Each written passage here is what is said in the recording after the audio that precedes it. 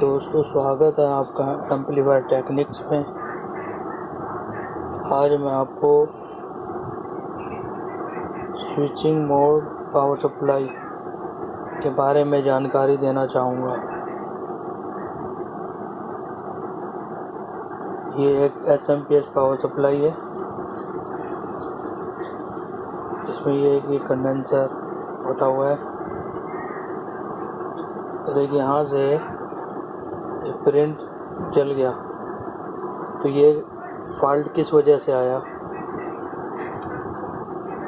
ये 220 volt AC जो इसमें आती है वो ज़्यादा आ गई होगी।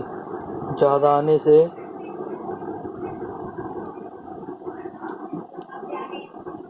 दो सौ बीस वोल्ट से ज़्यादा यहाँ से आई। यहाँ से इस डायोड के थ्रू, ब्रिज रेक्टिफायर के थ्रू इस कंडेंसर पे आई। कंडेंसर पे आ गई ज़्यादा वोल्ट, तो कंडेंसर फट गया। तो एक कंडेंसर को हम डाल देंगे, इस प्रिंट को जोड़ देंगे। उसके बाद भी अगर ये ऑन नहीं होती है, जो 220 वोल्ट की जो सप्लाई है, ये हमेशा सीरीज में चेक करें। ये हमेशा 200 वाट के बल्ब के सीरीज में लगाएं। अगर ये कंडेंसर और ये प्रिंट जोड़ने के बाद भी ये सप्लाई काम ना करे तो इसमें कई चीज़ें ख़राब निकल सकती हैं। जैसे कि ये ब्रिज रेक्टिफायर शॉर्ट हो सकता है, कि फ्यूज उड़ सकता है। ठीक है, दोनों मॉसफेट ख़राब हो सकते हैं। स्विचिंग आईसी ये वाला ये ख़राब हो सकता है। जब ये स्विचिंग आईसी ख़राब होता है तो ये दोनों मॉसफेट भी ख़राब होते हैं। अगर ये मॉसफेट बार बार लगाने से शॉर्ट होते हैं तो इस मॉसफेट के साथ इस आईसी को भी चेंज करना पड़ता है, नहीं तो ये मॉसफेट बार बार उड़ता रहेगा, बार बार ख़राब होता रहेगा। इसलिए ये दोनों प्लस ये आईसी ये दोनों चेंज करने पड़ते हैं। कई बार ये हो जाता है, ये कंडेंसर भी ओके है, ब्रिज भी ओके है, ये दोनों भी ओके हैं, लेकिन फिर भी ऑन नहीं हो रही। तो आप क्या करेंगे? इस केस में इस वाली सब आईसी की वोल्टेज चेक करेंगे। अगर इस आईसी पे वोल्टेज नहीं पहुंच रही है तो भी वो काम नहीं करेगा, क्योंकि ये स्विचिंग का आईसी है। इस पर सप्लाई आती है, सप्लाई आ गई तो फिर उसके बाद में ये ऑन हो जाएगी। ये सारी कुछ समझने के लिए हम इस सर्किट पे समझते हैं, इससे ज़्यादा आसानी से समझ में आएगा। ठीक है जी।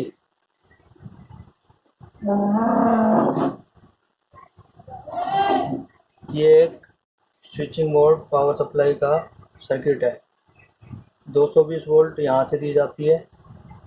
तो ये सीरीज में है, 200 वाट के सीरीज बल्ब के साथ लगानी है। 220 वोल्ट यहाँ से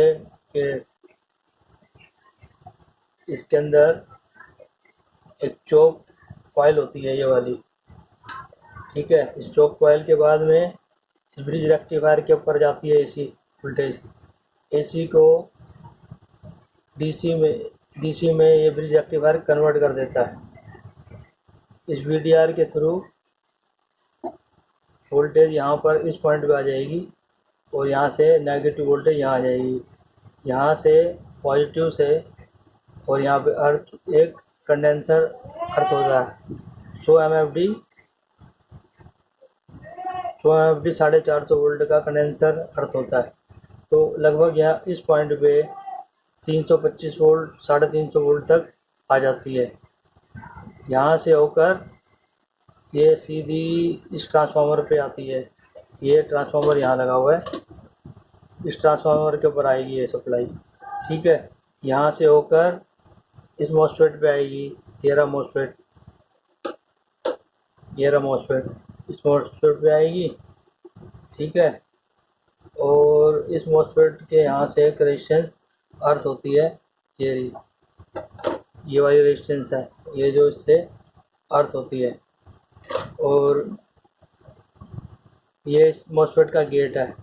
इस गेट से एक रजिस्टर लग के इस आईसी पे आती है। आईसी ये वाला स्विचिंग का आईसी है, ठीक है। ये स्विचिंग का आईसी है। जैसे सप्लाई यहाँ से आएगी, यहाँ से आएगी, ठीक है। उसके बाद में यहाँ से 300 वोल्ट 350 वोल्ट इस रेजिस्टेंस के थ्रू यहाँ से होते हुए इस आईसी के ऊपर आएगी। ये आईसी काम करने लग जाएगा। आईसी काम करेगा तो यहाँ से इस मॉसफेट के गेट पे स्विचिंग होगी। स्विचिंग होने से यहाँ पे एसी जनरेट हो जाएगी।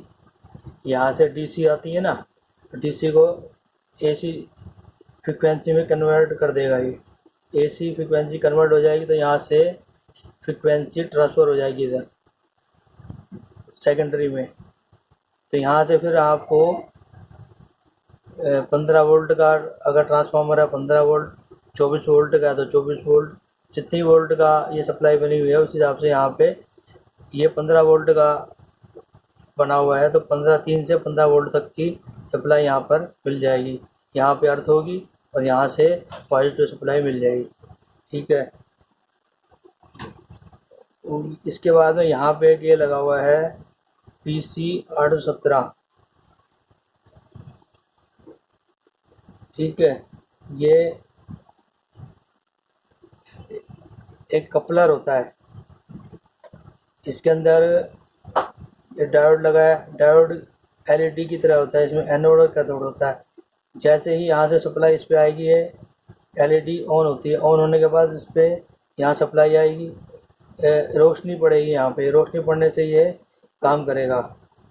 जितनी तेज़ जलेगा उतनी उसी हिसाब से ये काम करेगा। और ये जाके ये पिन नंबर 1 पे आईसी के पिन नंबर 1 पे सूचना देगा कि यहाँ पे कितनी वोल्टेज है। उसी हिसाब से अगर यहाँ पर 15 से ज़्यादा वोल्ट आएगी तो तुरंत ये सूचित करेगा और ये स्विचिंग को सेट करेगा और उस हिसाब से यहाँ पे वापस 15 वोल्ट बनेगी। तो ये क्रिया इतनी तेज़ी से होती है कि हम ना आँखों से देख सकते हैं ना समझ सकते हैं। स्पीड से काम होता है, ये तुरंत काम हो जाता है। और यहाँ पे ये ऑन ऑफ करवाता है, तेज़ी से एसी वोल्टेज बनती है।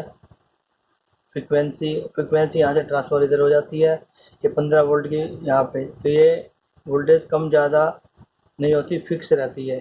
फिक्स इसलिए रहती है कि यहाँ पे एक ये जीनर लगा हुआ है TL, ये वेरिएबल जीनर है। यहाँ पे एक प्रीसेट लगा होता है, ये वोल्टेज इस प्रीसेट के थ्रू इस जीनर पे आती है। ये 3 पिन का वेरिएबल जीनर होता है, 3 पिन का। ये प्रीसेट को हम वेरी करेंगे, उस हिसाब से यहाँ पे वोल्टेज बनती है और उस हिसाब से ये वोल्टेज को यहाँ पर आने देता है। यहाँ से वोल्टेज ज़्यादा आएगी कम आएगी, इसको जितना हमने सेट कर रखा है। अगर हमने इसको 24 वोल्ट पे सेट कर रखा है तो 24 वोल्ट से ज़्यादा यहाँ पे जाने नहीं देगा। 15 वोल्ट पे सेट कर रखा था, 15 वोल्ट से ज़्यादा यहाँ पे बनने नहीं देगा। तो इसका यही तरीका है। इस आईसी को ये सूचित करता है यहाँ पे कितनी वोल्टेज है, उसी हिसाब से ये काम करता है। मतलब कम ज़्यादा जो भी होगी इस स्विचिंग के हिसाब से इस पॉइंट पे वोल्टेज बनेगी। इसका यही है। तो अब आपको पता चल गया, यहाँ पे 350 वोल्ट डीसी बनती है। इस यहाँ पे कंडेंसर लगा होता है और 56 के थ्रू इस आईसी पे सप्लाई आती है और ऑप्टो कपलर के थ्रू इस आईसी को ऑपरेट किया जाता है। उसके हिसाब से ही ये मॉसफेट काम करेगा। स्विचिंग होगी और यहाँ पे फ्रिक्वेंसी जनरेट होगी और 15 वोल्ट यहाँ पे मिल जाएगी हमें। अगर ये आईसी रेजिस्टेंस 15 के रेजिस्टेंस ओपन हो गई तो इस आईसी पे सप्लाई नहीं मिलेगी।